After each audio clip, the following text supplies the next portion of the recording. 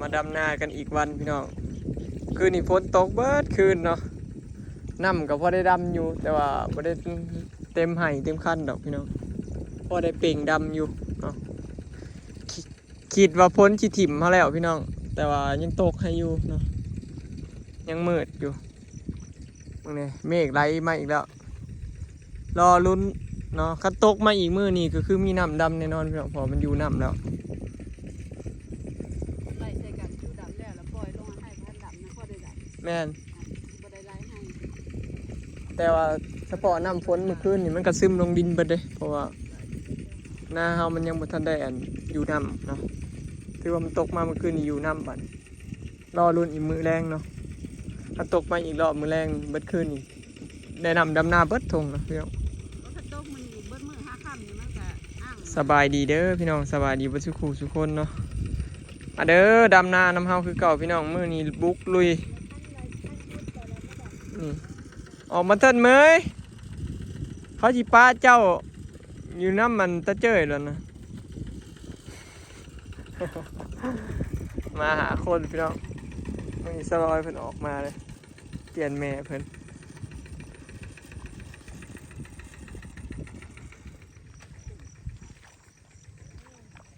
มาพี่น้องดำน้ำมันกับบรรยากาศ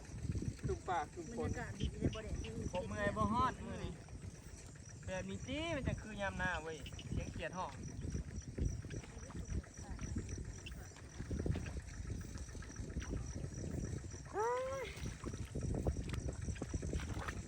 ทีว่าเด้อ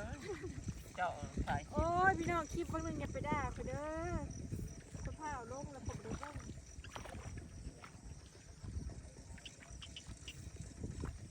คลิปเมื่อคืนนี่กับโบวี่เสียงคลิปหน้าอีก สิไปอ่านรายชื่อไหมเด้อทุกคน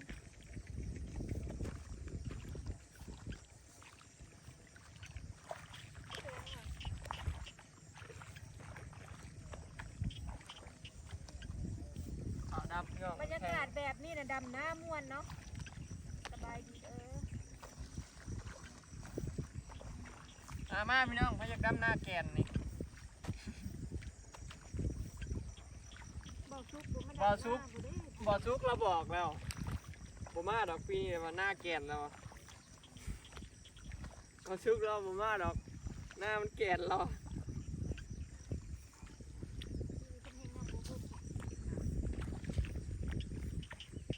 หน้าแกนบวยเรามาหน้ามา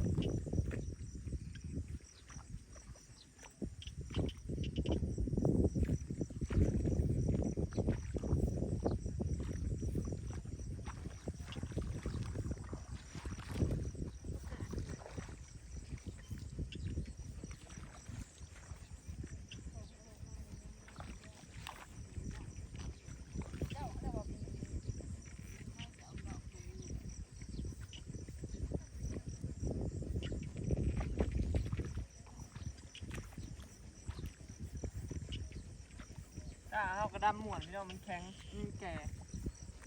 ใหญ่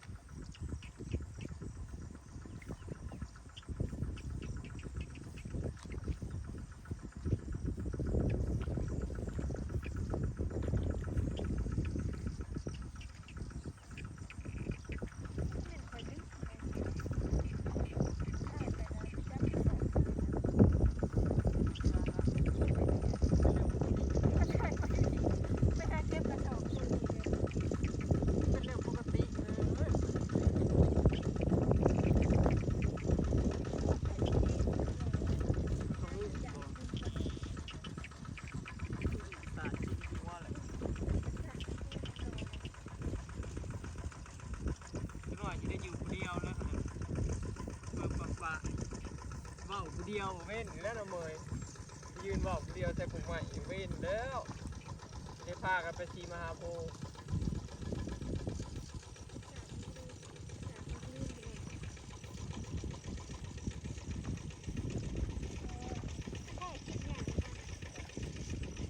ดีๆแต่คนสมองมันเลย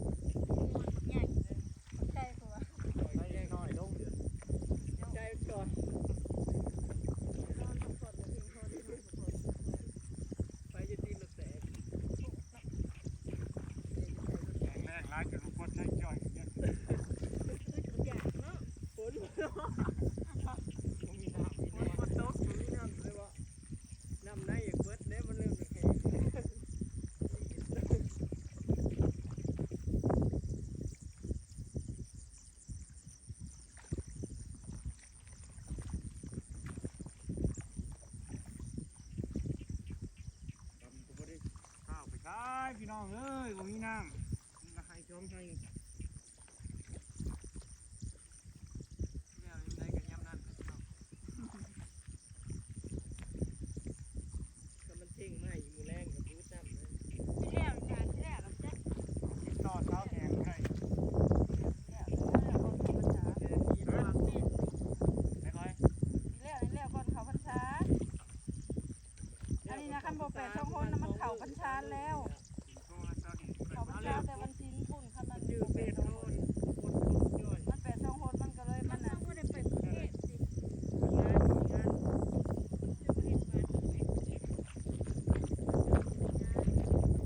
โอ้ยตั้งดำหน้าไปบ้านแล้วไปคุยงานแล้วไปใช้ห้องคิด มาดำนาที่หางาน ที่งานไหน มาดำนาเนี่ยหางาน ไอ้เจ้าแห่งพี่น้อง ว่าแต่อำมาลาบอกอยู่ว่าเขาไปนี่ใช่ไปได้อีกทางว่าคอนแก่นแล้วก็ถามนี่เราดังหมดเนาะเราดังหมดโอเคอยู่เลยนี่งานเบาใครตัวเลี้ยงหมูเลี้ยงมวยอยู่มั้ยนี่งานตัวเดี๋ยวลูกค้ารอเด้ บ่เจอต้องไปเห็นงานเลี้ยงหมูแล้วก็สบายเลย ช่วงนั้น มีแต่กวดเป็นขี่อาบน้ำมันหัวหานเขาก็เป็นหางเขาโคตรหล่นเท่อาลงแต่ละของ บ่ได้ย่อดิจ้ะ บอกหัวหานกับเขาใส่เป็นรถที่ล้อเขาประเทศห้างว่าห้างเนี่ย เขาเปิดบ่ได้ย่อเลยเนาะเขาแค่ใส่เครื่องไว้เขาก็ย่ออยู่แหละเขามาเกาะลงหลายเห็นเนาะ ของบริษัทเซิร์นเนาะไฟเนาะก่อนรถที่ล้อบริษัทหัวหานบริษัทใหญ่นะเขาเอามาเป็นรถที่ล้อเขามาเทอยู่ครั้งใหญ่อยู่ครับเขาก็กดเกลือลง เขาทำจะช่วยใส่ให้มัน สบายอยู่ตรงนี้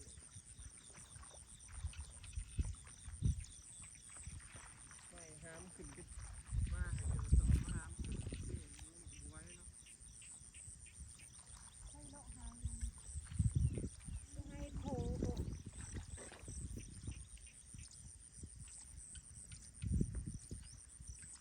เป็นเขายิบดอกใครจะบอกเป็น นกเสลามนี่มัน นอนเขาเอ้ย บรรยากาศมันได้ ท่าน บอกแล้วบรรยากาศมันได้เองไม่ได้ขี้ฟ้าบรรยากาศมันได้ยืด หาของทุกยังบ่ได้ลงโทษโคมโทษโอ้ยโทษโคม อู้มาเบิดผมนั่นนะบอยอู้มันมาเบิดผมแล้วว่าผม นอน พันปี คือว่ามืดมาหาม่วงเพชรกับป้า คนทำมันยันบุลุกยุ่งกี่กันลูก นั่นแหละยังว่ามันกินลูกอยู่แล้วอู้มาเบิดผมมันตึ้ม ไปคล้องตะกี้นะพ้นทำ พัน พันนอน พัน พ้นจ้าเขากินไว้ที่ตีนอน มาจอด4 โมงทำคณะพัดแห้งทีเล่ามีขึ้นมานอนอยู่ที่แล้วกลางคืนนี้คนโตเราก็ไปมาเลย นอนกดอยู่บ่ หลอดเสียงมันทีเต็มให้เต็มพันเรา พันลมอยู่น้ำหรือบ่น้ำ อ๋อแล้วก็ทีจะออกมายังไม่จะออกคนบ่มีนับจากไหน นอน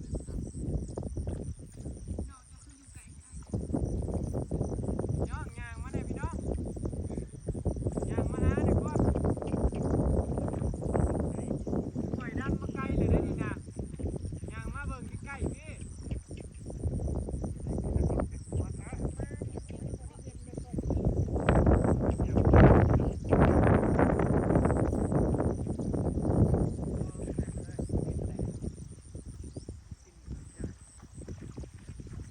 ที่เกิดปวดอยู่ตรงชื่อนี่นะความคิด